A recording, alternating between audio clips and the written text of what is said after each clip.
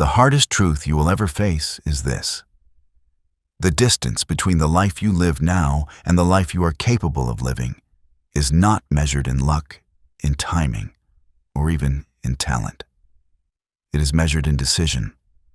The decision to rise, to step forward, to take command.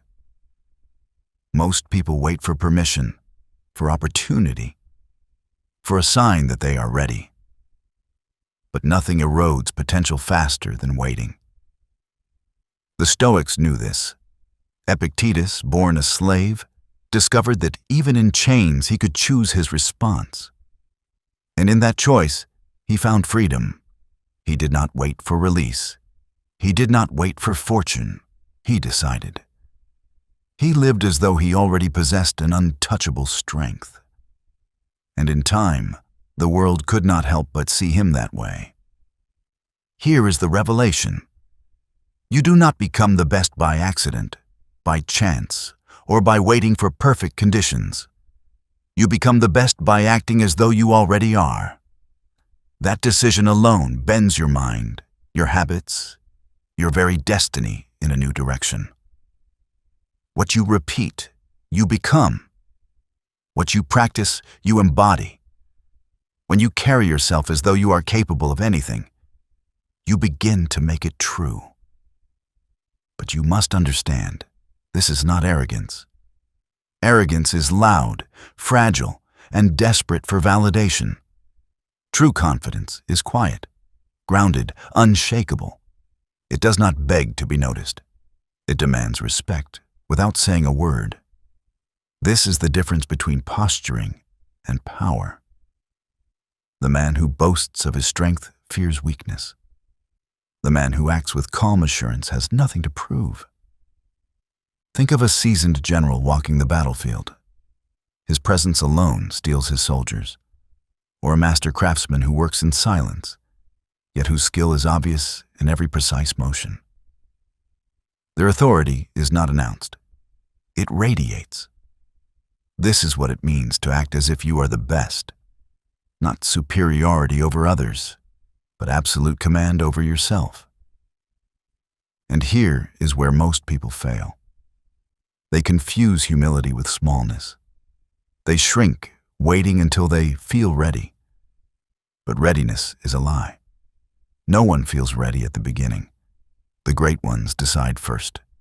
They act before certainty, and in acting, they become certain. Marcus Aurelius, the emperor of Rome, reminded himself daily that insult, hardship, and betrayal were inevitable. He did not wait for perfect days. He acted with virtue in imperfect ones. That is power. Now let's go deeper. Acting as if you are the best means making every choice as though your standard is already set at the highest level. It means asking yourself, how would the best version of me respond right now? How would I speak? How would I carry myself? How would I endure insult, loss, or fear? Most people answer these questions too late, after they've already failed. The wise answer them in advance. When you live this way, your flaws do not vanish. They reveal themselves more sharply. And this is good, because the man who hides his flaws can never master them. Marcus Aurelius admitted his own failings in his private journals. Seneca wrote that he was a lifelong student of life itself. Acting as if you are the best forces you to look directly at your weaknesses, not with shame, but with the cold calculation of someone who knows that every flaw is an opening for improvement. Failure itself becomes a weapon in your hands. The weak see failure as humiliation. The strong see failure as instruction. Marcus wrote, "The impediment to action advances action. What stands in the way becomes the way." Every setback reveals a skill you lack, a discipline you must sharpen, a strategy you must adopt. To act as if you are the best is to refuse despair, to use resistance as fuel, to see obstacles not as walls but as blueprints for strength. But here is the darker edge most will never tell you. When you act as though you are the best, you gain more than confidence. You gain influence. People are drawn to composure. They follow those who appear unshaken by chaos. When you act as if you are the best, you do not just lift yourself, you bend the will of others. This is why the Stoics warned against arrogance, but embraced authority born from discipline. Quiet strength shapes tribes. It leads armies. It commands rooms without a raised voice. This is why you must practice daily. It is not a switch you flip. It is a standard you raise again and again.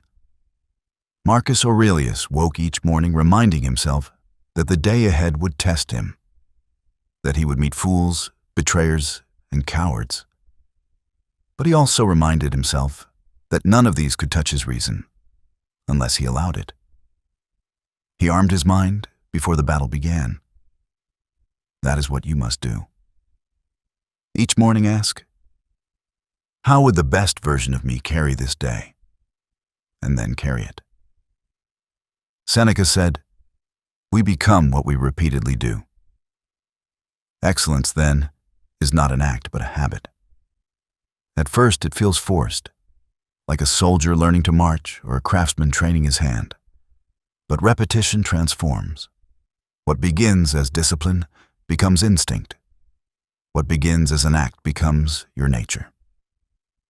You train yourself into a higher form until there is no gap between who you pretend to be and who you are.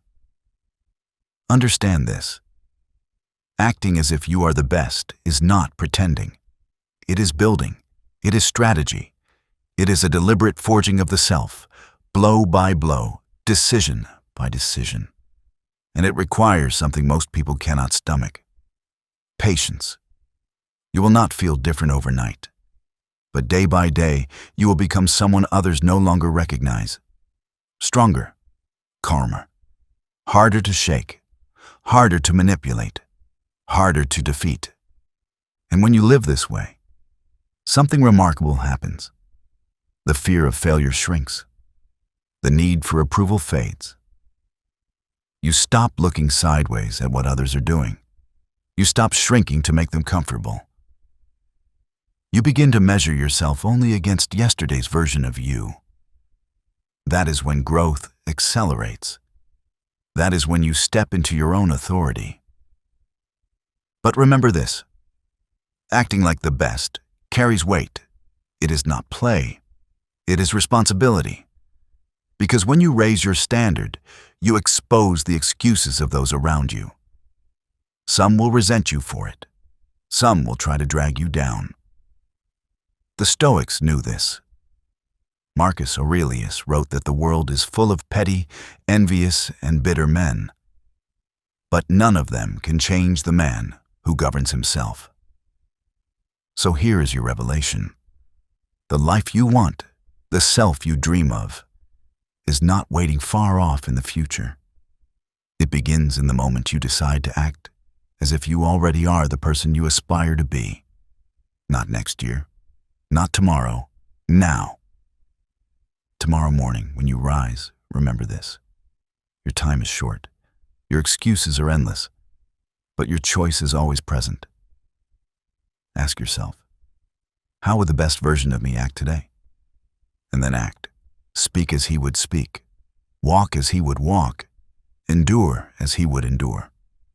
That is the secret. That is the path. And as you do, you will find that the world shifts around you. Not because it has changed, but because you have. You will no longer be waiting for fortune. You will be creating it. You will no longer beg for permission. You will embody authority. You will no longer imagine greatness. You will live it. If this message resonates with you, do not wait. Subscribe to this channel now. Comment below the words, "I will act," as your pledge. Because the future belongs not to those who wait for perfect timing, but to those who claim it, here and now. Stay disciplined. Stay unshaken. Build your inner citadel.